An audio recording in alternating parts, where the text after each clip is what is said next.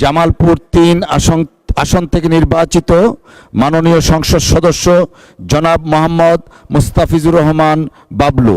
আপনার সময় ৮ মিনিট। বিসমিল্লাহির রহমানির রহিম। মাননীয় স্পিকার, আপনাকে ধন্যবাদ। আমার নামটা মোহাম্মদ মুস্তাফিজুর রহমান বাবুল। আমি দুঃখিত, এখানে লেখা আছে বাবলু, আমি দুঃখিত বাবুল, আমরা কারেকশন করে নিচ্ছি। এই মহান সংসদে দাঁড়িয়ে আমি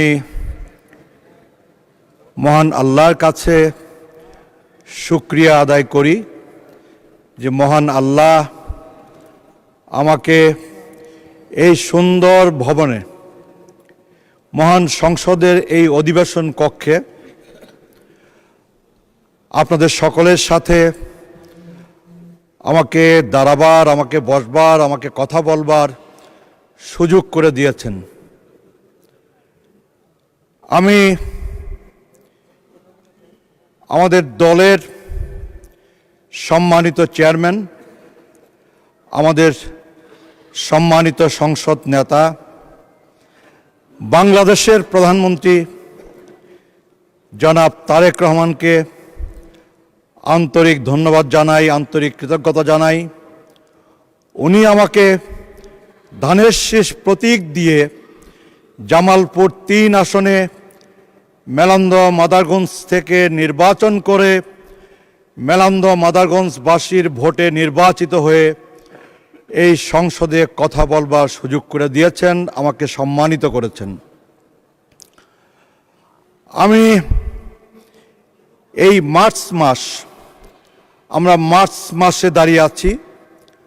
মাত্র ৪ দিন আগে আমরা মহান স্বাধীনতা দিবস, জাতীয় দিবস আমরা গোটা জাতি আমরা উদযাপন করেছি।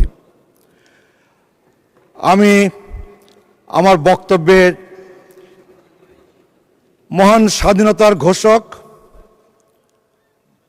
আমাদের দলের প্রতিষ্ঠাতা, বাংলাদেশে বহুদলীয় গণতন্ত্রের প্রবক্তা, একজন সৎ দেশপ্রেমিক রাষ্ট্রনায়ক, একজন বীর মুক্তিযোদ্ধা, একজন সেক্টর কমান্ডার, জেট ফোর্সের সর্বাধিনায়ক, একজন বীরোত্তম শহীদ প্রেসিডেন্ট জিয়াউর রহমানকে আমি স্মরণ করছি, তার বিদেহী আত্মার মাগফিরাত কামনা করছি।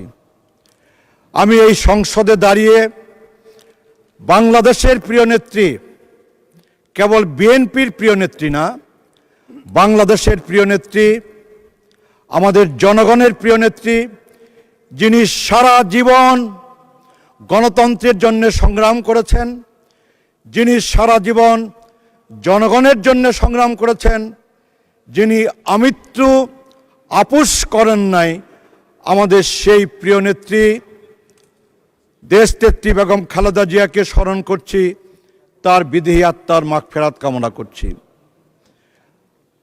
আমি স্মরণ করছি আমাদের মুক্তিযুদ্ধের বীর শহীদদের।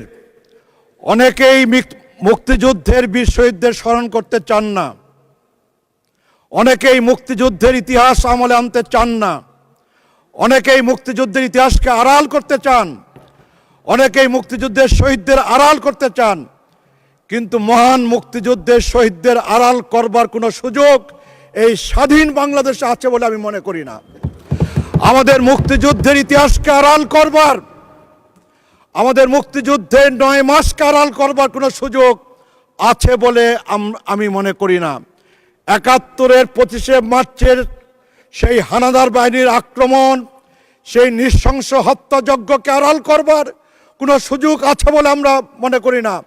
৯ মাসে রক্তক্ষয়ী মুক্তিযুদ্ধ, হানাদার বাহিনীর বিরুদ্ধে মুক্তিযুদ্ধ এবং হানাদার বাহিনীর সহযোগী হিসাবে রাজাকার, আল বদর, আল শামস বাহিনীর বিরুদ্ধে আমাদের গৌরব উজ্জ্বল মুক্তিযুদ্ধের ইতিহাসকে তো আড়াল করবার কোনো সুযোগ নাই। আমাদের ৩০ লক্ষ শহীদকে আড়াল করবার সুযোগ নাই।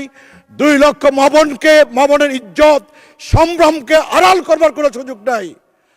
আমরা গত ৫৫ বছরে আমরা গণতন্ত্রের জন্যে, আমরা জনগণের অধিকার প্রতিষ্ঠার জন্যে আমরা লাগাতার লড়াই সংগ্রাম করেছি। ১৯৮২-র পরে আমরা 9 বছর ধরে আমরা দেশনেত্রী বেগম খালেদা জিয়াকে সামনে রেখে বাংলাদেশের ছাত্র সমাজ এবং জনগণ সামরিক শাসনের বিরুদ্ধে গণতন্ত্রের জন্য আমরা সংগ্রাম করেছিলাম এবং 1990 একটি ছাত্র গণ অভ্যুত্থান সংগঠিত করে আমরা বাংলাদেশে দেশনেত্রী বেগম খালেদা জিয়ার নেতৃত্বে গণতন্ত্রের পথকে আমরা সুগম করেছিলাম। আমরা অনেকেই 1971-কে আড়াল করতে চাই, আবার অনেকেই 1990-কেও আমরা খাটো করতে চাই। 1971-কে আড়াল করা যাবে না, 1990-কেও আড়াল করা যাবে না। মাননীয় স্পিকার, মহান স্বাধীনতার ঘোষক শহীদ প্রেসিডেন্ট জিয়াউর রহমান এই বাংলাদেশে বহুদলীয় গণতন্ত্র প্রবর্তন করেছিলেন। এই সংসদে বসে আমাদের প্রিয় নেত্রী দেশনেত্রী বেগম খালেদা জিয়া বাংলাদেশের সংসদীয় ধারার রাজনীতি উনি পুনঃপ্রবর্তন করেছিলেন। সেই ইতিহাস আমাদের সবার জানা আছে। আমরা যেন ইতিহাস ভুলে না যাই, ইতিহাসকে যেন আমরা আড়াল করবার চেষ্টা না করি। 2024-এর জুলাই আগস্টে রক্তক্ষয়ী অভ্যুত্থান হয়েছে, আমরা সবাই জানি। অসংখ্য শহীদের আত্মদানের মধ্য দিয়ে ফ্যাসিবাদী শাসনের পতন ঘটেছে, আমরা জানি। অনেকেই অন্ধত্ব বরণ করেছেন, অনেকেই পঙ্গুত্ব বরণ করেছেন। সেই ইতিহাসও ভুলে যাওয়ার কোনো সুযোগ নাই। আমরা কখনই ভুলে যাব না। যেমন ভুলে যাব না 71, যেমন ভুলে যাব না 90, ঠিক সেইভাবে আমরা 2024-এর জুলাই আগস্টকেও আমরা ভুলে যাব না। মাননীয় স্পিকার, গত 55 বছরে এই বাংলাদেশে আমরা গণতন্ত্রকে স্থায়ী কাঠামোর উপর দাঁড় করাতে পারি নাই। একটি গণতান্ত্রিক শাসন ব্যবস্থা, একটি গণতান্ত্রিক প্রক্রিয়াকে স্থায়ী করা গত 55 বছরে আমরা পারি নাই। জুলাই আগস্টে রক্তক্ষয়ী অভ্যুত্থানের পরে এই যে পার্লামেন্ট আমরা বসে আছি, এই পার্লামেন্টে আমরা সবাই মিলে জুলাই আগস্টে রক্তক্ষয়ী অভ্যুত্থানের আগে 17 বছর ধরে স্বৈর শাসনের বিরুদ্ধে, ফ্যাসিবাদী শাসনের বিরুদ্ধে, গণতন্ত্রের জন্যে, ভোটের অধিকারের জন্যে, অবাধ নিরপেক্ষ সুষ্ঠু নির্বাচনের মধ্য দিয়ে একটি গণতান্ত্রিক নির্বাচিত সরকার কায়েমের জন্যে আমরা সবাই মিলে একসাথে লড়াই করেছি, একসাথে জীবন দিয়েছি এবং একসাথে গত 12ই ফেব্রুয়ারিতে অনুষ্ঠিত জাতীয় সংসদের নির্বাচনে অংশগ্রহণ করে বাংলাদেশের ইতিহাসে একটি অভূতপূর্ব অবাধ নিরপেক্ষ ঐতিহাসিক নির্বাচনে অংশগ্রহণ করে জনগণের ভোটে নির্বাচিত হয়ে এই মহান জাতীয় সংসদে আমরা সবাই মাননীয় সদস্য আপনার বক্তব্য সম্পন্ন করেন। 2 মিনিট বাড়িয়ে দেয়া হলো। মাননীয় স্পিকার, আমি আপনার মাধ্যমে এই মহান জাতীয় সংসদে আমরা যারা বসে আছি, এই পাশে আর ওই পাশে আমরা যারা বসে আছি, সকলের কাছে একজন প্রাক্তন ছাত্র রাজনীতির কর্মী হিসাবে 1990-এর ছাত্র গণ অভ্যুত্থানের একজন সংগঠক হিসাবে সকলের কাছে আমার উদাত্ত আহ্বান। সারা বাংলাদেশ তাকিয়ে আছে এই সংসদের দিকে, সারা বাংলাদেশ খেয়াল রাখছে এই সংসদের কার্যক্রমের দিকে।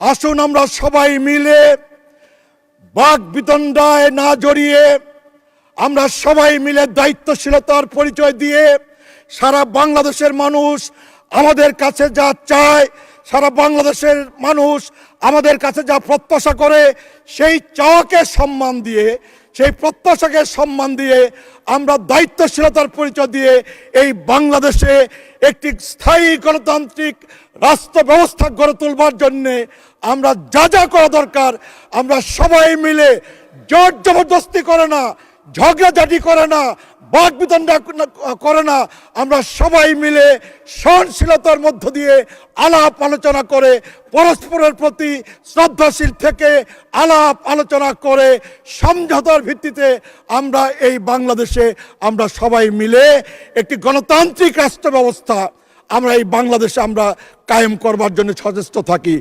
মাননীয় স্পিকার, আমি আমার বক্তব্য শেষ করার আগে আমি বলতে চাই আমার এলাকায় একটি পাবলিক বিশ্ববিদ্যালয় আছে, সেই বিশ্ববিদ্যালয়ে আপনার কোনো অবকাঠামো নাই, একাডেমিক ভবন নাই, প্রশাসনিক ভবন নাই, ছাত্রাবাস নাই।